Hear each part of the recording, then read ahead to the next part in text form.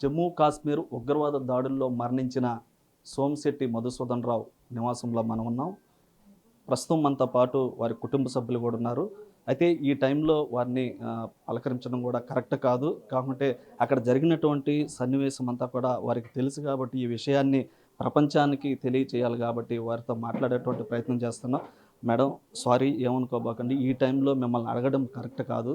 కాకుంటే అసలు విషయం ఏం జరిగింది, అక్కడ ఎలాంటి సిచ్యువేషన్ ఉండింది, మీరు ఏ టైంలో అక్కడ ఉన్నారు, అసలు విషయం ఏంటి? మేము కిడ్స్కి ఎగ్జామ్స్ అయిపోయిన తర్వాత వెకేషన్కి అని చెప్పి వెళ్ళామండి, ఒక 5 days ట్రిప్కి. సో మేము ఫస్ట్ డే శ్రీనగర్లో ఉండి సెకండ్ డే పెహల్గామ్కి వెళ్ళాము. పోనీ రైడ్స్తో పైకి వెళ్ళాము. వెళ్ళి దాన్ని మినీ స్విట్జర్లాండ్ అంటారు. అక్కడికి వెళ్ళాము, లంచ్ చేసినాము. జస్ట్ లంచ్ చేసి నేను మా హస్బెండ్ జస్ట్ అలా బయట వచ్చినాము వ్యూ చూద్దామనేసి. వెంటనే బ్లాస్ట్లు వినిపించాయి. మేము పరిగెత్తే లోపలే ఇట్లా అంటే నేను చూస్తుండగానే కాల్ చేస్తూ ఉన్నారు పక్కన వాళ్ళని. వాళ్ళని చూసి నా పక్కన వాళ్ళు ఇట్లా నీల్ డౌన్ అయ్యారు, పడుకున్నారు. అంటే పరిగెత్తితే కాల్ చేస్తారేమోనని చెప్పి మేము పడుకున్నాము, ఇద్దరం చేతులు పట్టుకొని. మా పిల్లలు వేరే దగ్గర ఉన్నారు. నేను ఎక్కడ మా పిల్లల కోసం పరిగెత్తి వెళ్ళిపోతాననేసి మా హస్బెండ్ నా చేయి పట్టుకొని, పిల్లలు ఎక్కడికి పోరు, ఉంటారు అంటే మేము ఎక్కడ కాల్ చేస్తారన్న భయంతో ఉన్నాము. ఈవెన్ మేము అలా పడుకో ఉంటే కూడా వాళ్ళు వచ్చి మమ్మల్ని అంటే మేము తలెత్తలేదు, గమ్మని పడుకొనే ఉన్నాము. వాళ్ళు వచ్చి మమ్మల్ని హిందూనా ముస్లిమా అని అడిగారు. అడిగి మేమేం ఆన్సర్ చేయలేదు. ఆన్సర్ చేసే లోపల నేను ఒక షార్ట్ విన్నాను. అది నేను ఎవరినో అనుకున్నాను, ఎందుకంటే వినిపిస్తూ ఉన్నాయి. కానీ నా డ్రెస్ అంతా తడిచిపోయింది. అప్పుడే నాకు అర్థమైంది. అప్పుడే నేను లేచి చూడగానే నేను అట్లా బ్లడ్ చూసి నేను ఇంకా చాలాసేపు ట్రై చేసినాను. కదలిపోయేసరికి ఇంకా కాలిస్తే కాల్చారని చెప్పేసి నేను రెస్క్యూ టీం ఏమన్నా ఉందేమో హెల్ప్ కోసమని పరిగెత్తాను బయటికి. అక్కడ రెస్క్యూ టీం కానీ అలాంటివి ఏం లేవు. అది ఇల్లు అండి, పైన హార్సెస్తోనే వెళ్ళాలి. సో రెస్క్యూ టీం ఎవరు లేరు, సెక్యూరిటీ గార్డ్ కూడా లేరు అక్కడ. మాకు కనిపించలేదు. వాళ్ళు మిగతా వాళ్ళని ప్రొటెక్ట్ చేస్తున్నారో ఏమో మాకు తెలియదు. లేరు, కింద ఉన్నారు. కింద సిఆర్పిఎఫ్ బేస్ క్యాంప్, పైన ఎవ్వరూ లేరు. మాకు వారు మిమ్మల్ని రిలీజన్ కూడా అడిగారు. మీరు హిందూనా ముస్లిం అని హిందూయే ముస్లిమే ఆ question. They didn't even wait for our answer. అంటే మీరు పారిపోతుంటే మిమ్మల్ని ఆపడం కానీ చూడడానికి మేము భయపడి సరెండర్ మేము పడుకో ఉన్నాం కదండి. అంటే మేమేమనుకున్నామంటే పక్కన వాళ్ళు పడుకో ఉండేసరికి మేము కూడా పడుకుంటే మమ్మల్ని ఏం చేయరేమో అట్లా అనుకున్నాం. మీరు కూడా ధైర్యాన్ని తెచ్చుకొని, మీ వెనక పిల్లలు ఉన్నారు కాబట్టి వారి కోసంగా ధైర్యం తెచ్చుకొని, మీ వారు కళలు ఆశలు ఏవైతే ఉంటాయో వాటి కోసం కూడా మీరు ధైర్యం చేసుకొని ముందుకెళ్ళాలని మేము బిట్టివి తరపున కూడా కోరుకుంటా ఉన్నాం. మేడం, పాప, మీరున్నటువంటి ప్లేస్లో ఏం జరిగింది?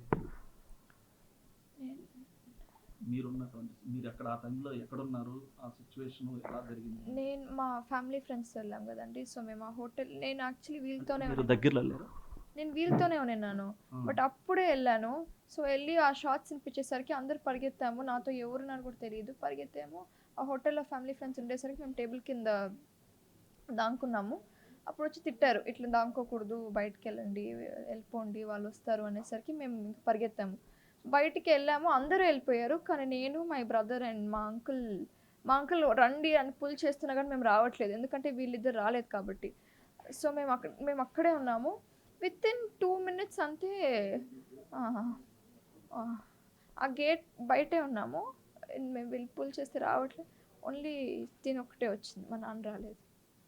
అది నేను స్వెటర్ కలర్ చూసి చెప్పాను, అద్దో అమ్మ వచ్చింది అని చూస్తే తిని ఒకటే వచ్చింది, మా నాన్న రాలేదు. మీరు మీ తమ్ముడు ఎక్కడెక్కడైనా దూరంగా ఉండడం జరిగింది? ఆ గేట్ బయటే ఉన్నామండి మేము, కొంచెం 10 feet డిస్టెన్స్ అంతే, అక్కడే ఉన్నాం.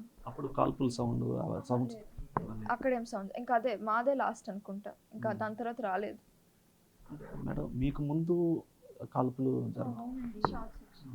నా ముందే కాలుస్తుండేసరికి నేను భయపడినాను.